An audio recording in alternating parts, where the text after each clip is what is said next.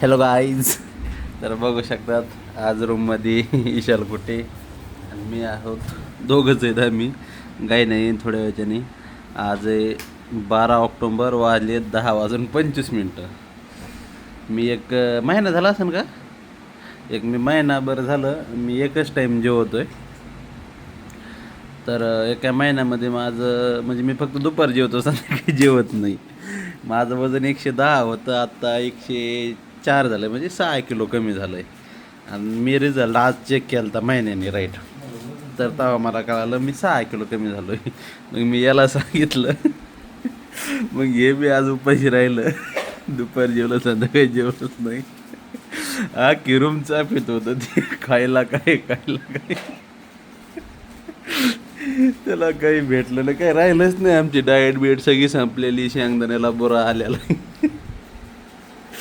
तर त्याला मी सेविंग मोडमध्ये ठेवलेला बिस्किट पुडा दिला, जो की मी नाही खात. तो मला काही नाही दिलं तर, पण मी खाल्ला नव्हता.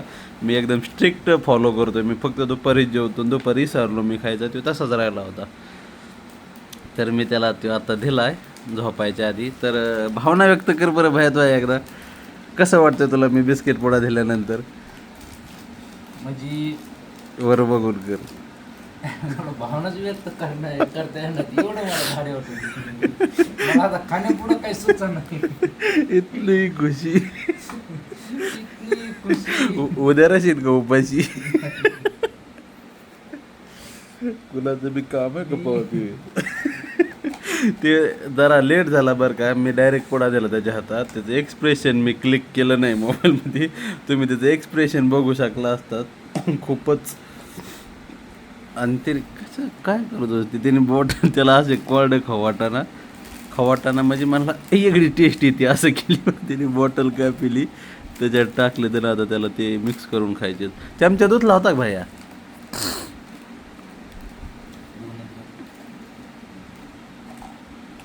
तर आता ते त्याचा पाहिला देऊ फेकून. काय वाटेल भाई, मी फेकून दिलं तर ते तो हे. म्हणलं वाईट वाटत. पाप लागून पाप. नाही खा खा.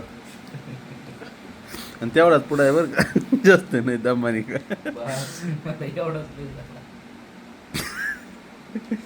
उपाशी रहेगा.